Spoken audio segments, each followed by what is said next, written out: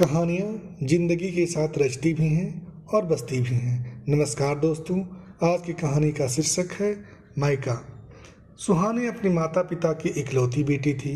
घर में बहुत लाड़ प्यार से उसको पाला जा रहा था। उसको मायके की इतनी परवाह बोझ लगने लगी थी। अब घर में जब उसकी शादी की बात चली तो उसको लगा कि किसी के साथ भी उसको बांध दिया जाएगा। अपने ही पापा की बातें उसको बोझ लगने लगी थीं। एक दिन सुहानी कहीं तैयार होकर जा रही थी तो पीछे से उसके पिताजी ने आवाज़ दिया, कहाँ जा रही हो सुहानी? सुहानी को पता था कि बाहर के कमरे में पिताजी जरूर मिलेंगे और ज़रूर पूछेंगे कहाँ जा रही हो। इसीलिए आज पहले से ही बहाना बना रखा था कि बोल दूंगी कि आज कॉलेज में प्रैक्टिकल है, शाम तक लौट आऊँगी। स्कूटी से क्यों नहीं जा रही हो?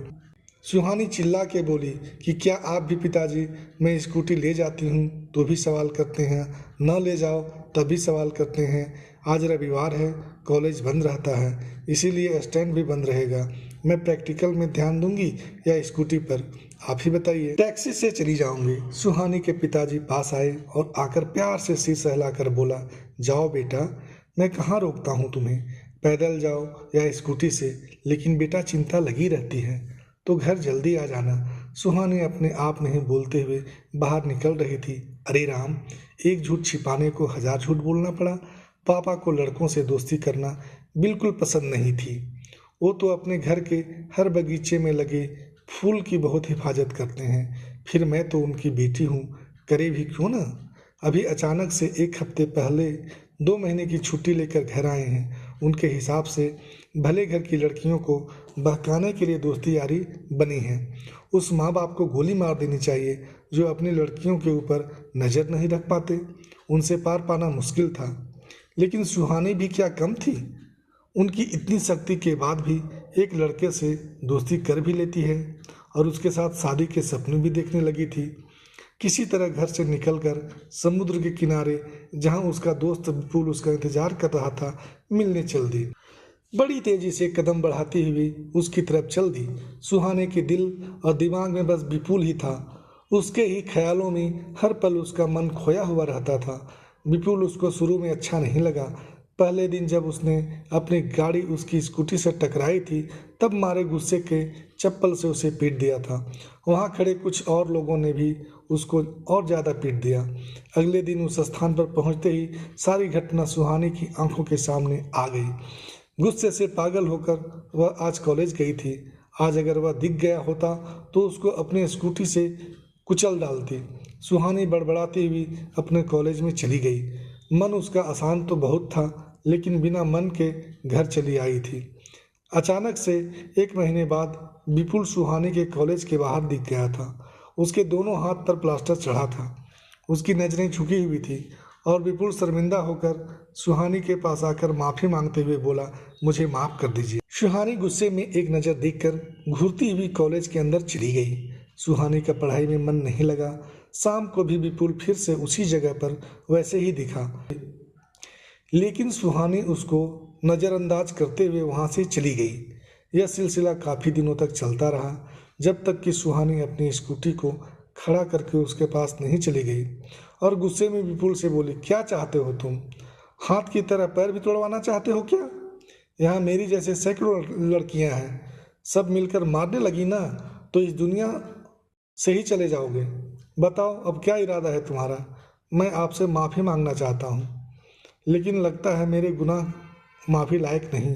सुहानी ने विपुल को बड़े ध्यान से देखा तो बोल उठी, चलो ठीक है, जाओ, माफ़ कर दिया। मैं विपुल इसके लिए आपको धन्यवाद देता हूँ, बोलकर बड़ी तेज़ी से रोड के आगे तरफ चला गया। विपुल वर्मा, यह नाम पूरी रात सुहानी के दिमाग में गूंजता रहा। सुहानी को लगा लड़का साफ दिल का है, मैंने उसके साथ गलत किया। और दूसरे दिन कॉलेज के गेट पर चारों तरफ उसको नज़रों से उसे देखना चाहा, मगर वह कहीं नहीं दिखा। 1 हफ्ता बीत गया था। विपुल जाने कहाँ चला गया था। एक मन में अजीब सी उलझन लिए हर दिन सुहानी उसको अपने नज़रों के कोरों से उसे तलाशती रहती थी। उसकी तलाश करीब महीने भर बाद पूरी हुई जब वह दिखाई दिया। विपुल किताबों की दुकान पर मिला था। जैसे ही सुहानी ने देखा, उसको आवाज़ देकर बुलाया था और उसका नतीजा यह निकला कि आज वह मम्मी पापा से झूठ बोलकर उसके साथ स्पेशल डे मनाने जा रही थी। मम्मी तो ठीक, मगर पिताजी से बहुत डर लगता है। सरकारी कर्मचारी आदमी हैं, जब से छुट्टी पर आए हैं उनके सामने जाने की हिम्मत नहीं रह गई है। आज विपुल बहुत बड़ी कार लेकर आया था, गाड़ी में ड्राइवर भी था। किसकी गाड़ी मांग कर लाए हो भला? इसकी क्या जरूरत थी?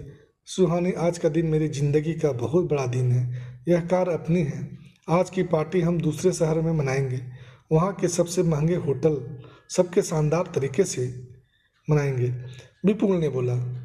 अरे, सुहानी चिल्लाई, मुझको पहले तो तुमने नहीं बताया था। दूसरे शहर तो यहाँ से बहुत दूर है, मैं नहीं जा सकती वहाँ, इसीलिए तो यह बड़ी गाड़ी लिया। देर रात तक हम लौट आएंगे। विपुल किस करते हुए सुहानी को बोला।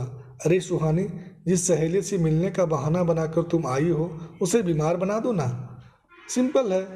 ऐसा बोलकर विपुल जोर जोर से हंसने लगा, जिस पर ड्राइवर भी हंसने लगा। सुहानी अब तेज आवाज में बोली, मैं कॉलेज में प्रैक्टिकल का कर आई हूँ, गाड़ी रोको वरना। इतना सुनते ही विपुल गुस्से से आग बबूला हो गया। बोला, क्या करेगी? बोल, जूतों से मारेगी क्या मुझको, या फिर पब्लिक से पिटवाएगी? आज तेरा सारा गुरूर तोड़कर तुझे अपने कब्जे में लेना है। मुझे गालियां दे, छटपटा, बुला लोगों को, रो, मगर यह गाड़ी नहीं रुकेगी। ऐसा बोलते हुए सुहानी को अपनी तरफ खींचने लगा। बोलने लगा, मेरा नाम विपुल वर्मा नहीं बल्कि अतुल शर्मा है। सुहानी खुद को बचाने लगी तो विपुल ने उसको खींचते हुए बोला, चलती गाड़ी से कूदना मना है, फाटक नहीं खुल सकता। यह सब देख सुहानी को अपने घर और माता पिता की याद आई। वो रोते हुए अपने पिता को पुकारने लगी। आप सही बोलते थे पिताजी, मायका लड़की के लिए सबसे उत्तम होता है। दुनिया तो बस अपने मतलब से प्रयोग करती है।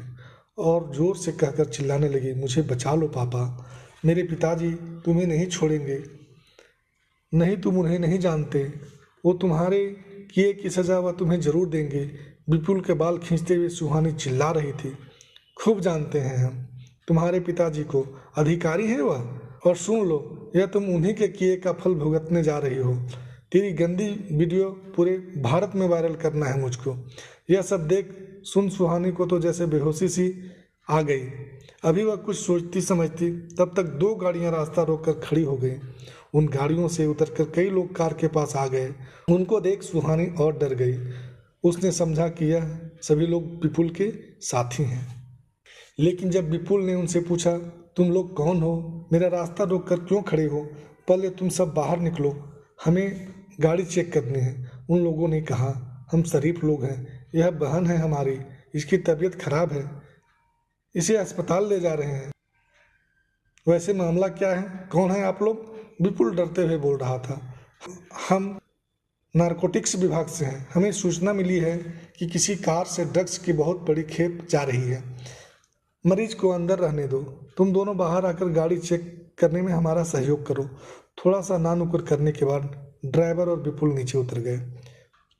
सुहानी चुपचाप तमाशा देखती रही। उनके नीचे उतरते ही उन लोगों ने उन दोनों को गिरफ्तार कर लिया। विपुल बहुत ज़्यादा उछल रहा था, बार बार पूछ रहा था, मैंने क्या किया है। तब तक सुहानी के पिताजी ने आगे खड़ी गाड़ी से उतरकर आने के साथ विपुल को एक झन्नाटेदार झपड़गाल में मारते हुए बोले, मैं बताऊं कमीने, तुमने क्या किया? अपने पापा को देखते ही सुहानी गाड़ी से उतरकर अपने पापा से लिपट कर बोली, आप आ गए पापा? अरे पगली, मैं तो तुम्हारे पीछे पीछे आज महीनों से चल रहा हूँ। तुम ही प्यार में अंधी हो गई थी, जो तुम मुझे देख नहीं रही थी। जब तुम्हारे आँख खुली और तुमने मुझे पुकारा तो सामने आ गया। तुम बताओ, जब तुम बोली कि मुझे बचा लो डैडी, तो मुझे कितना देर लगा आने में? 1 मिनट के अंदर आ गया ना तुम्हारा पापा। अपने पापा के साथ जब सुहानी घर पहुंची तो माँ दरवाजे पर खड़ी थी। प्रैक्टिकल हो गया तुम्हारा, वह मुस्कुरा कर बोली। मम्मी कहते रोती हुई सुहानी उनके गले से लिपट गई। अरे बेटी, मैं सब जानती हूँ, मैंने ही तुम्हारे पापा को फ़ोन करके यहाँ बुलाया था। सुहानी की पापा बोली, और हाँ सुहानी, यह जो फैंसी नई घड़ी पहनकर तुम घूम रही है ना, यह मैंने ही भेजा था तुम्हारी सुरक्षा और लोकेशन की जानकारी रखने के लिए। भला बताओ, जब मैं अपने बगीचे के पेड़ों की रखवाली इतना करता हूँ, फिर तू तो मेरी जान है बेटा, मेरा हिस्सा है, इस मायके की बेटी है, भला तुझे किसी कमीनी को छूने कैसे दे सकता हूँ। यदि वीडियो अच्छा लगा हो तो लाइक करें, सब्सक्राइब करें। धन्यवाद।